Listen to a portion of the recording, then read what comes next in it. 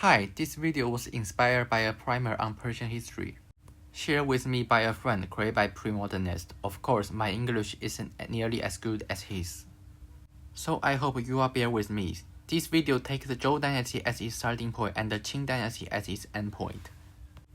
Of course, this doesn't cover the entirety of Chinese history, but I think it makes things a bit easier to follow. Zhou was the longest dynasty in Chinese history, lasting for about 800 years. This dynasty was a very important era in Chinese history. For example, Confucius, Lao Tzu, and Zhuangzi were all figures from the Eastern Zhou period. The prototype of the next dynasty, the Qing dynasty, the state of Qing, also became a fief of the Zhou during the Western Zhou period and successfully became an official vassal, which is Zhuhou in the early Eastern Zhou period. Although state of Qing had a long history, Qing dynasty itself was very short-lived. Not long after its establishment, it was overthrown by Liu Bang and Xiang Yu, both originally subjects of the state of Chu, another former Zhou vassal state that had earlier been conquered by the Qing. After that, Xiang Yu proclaimed himself Ba Wang, meaning the foremost among all kings. He outwardly showed respect to his puppet emperor Chu Yidi, yet in reality he merely used him as a pretext to enfeoff the various kings. The founder of Han Dynasty, Liu Bang, was also enfeoffed by Xiang Yu as king of Han during this period. Xiang Yu and Liu Bang had once been brother and earls.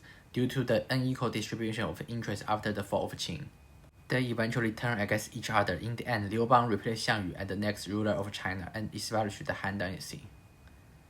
Later, a Han official named Wang Mang usurped the throne and founded the short-lived Qing Dynasty. The period from the founding of Han to the establishment of Qing is known as the Western Han, while the period after the restoration of the Han is called the Eastern Han. In the late Eastern Han period, three major warlords, Liu Bei, Cao Cao, and Sun Quan, gradually turned their territories into three empires. Each claimed to have inherited the mandate of heaven from Han Dynasty. Later, the Sima clan, an elite family within the state of Cao Wei, which had been founded by the son of Cao Cao based on his power base, unified these three empires, ended the Three Kingdoms era, and established the Jin Dynasty. The Jin was later heavily struck by Liu Yuan, a Xiongnu noble who claimed that his maternal lineage could be traced back to the old Han imperial family, and therefore had the right to restore the Han. He founded the Hanzhao, and this marked the end of Western Jin era. The realm state that followed is known as the Eastern Jin. Three Kingdoms era is extremely well known in China. Among its figures, the most revered is Guan Yu, a close friend of Liu Bei. Because of his virtue, people believe that he became a god after his death. For example, during Ming Dynasty, his official title was 三界伏魔大帝神威远镇天尊关圣帝君. And during Qing Dynasty, his official title was 忠义神武灵佑仁勇威显护国保民京城绥靖义赞宣德关圣大帝.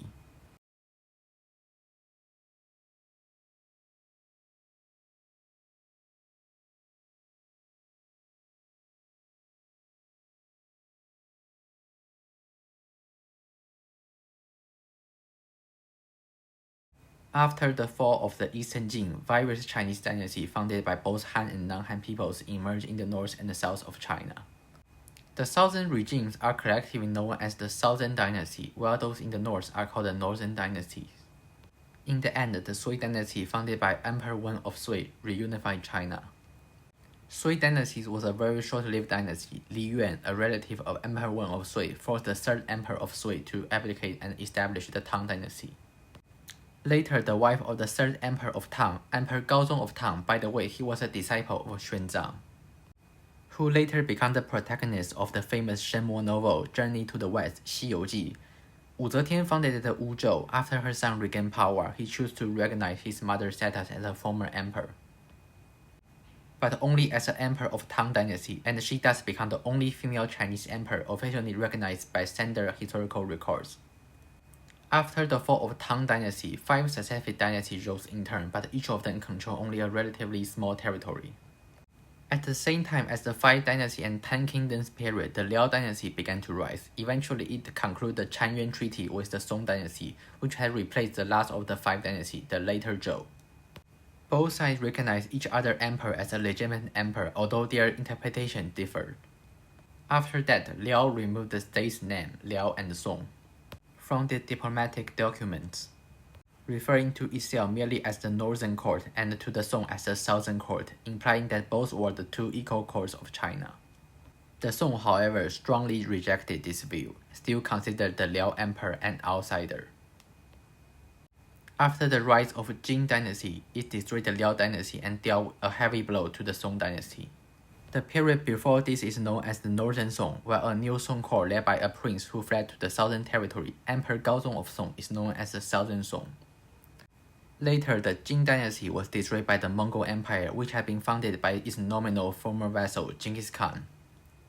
After the death of Mongke Khan, the unified Mongol Empire split apart, and after a brutal civil war, Kublai Khan, who was recognized as the new Great Khan, declared that he had inherited the Chinese Mandate of Heaven, established the Yuan dynasty, and replaced Southern Song as the next Chinese dynasty.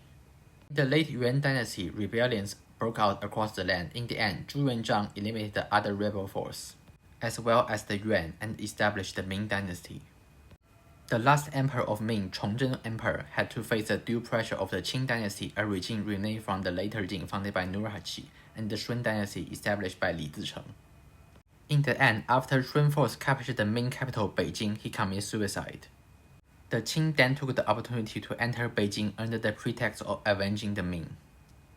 After recognizing the weakness of the Ming rump regime, the Southern Ming, it declared that it had avenged the Ming and thus inherited the mandate of heaven from Ming, and destroyed all Southern Ming lords except the Zheng family, becoming the next Chinese dynasty. After that, the Zheng family was gradually destroyed by the Qing as well.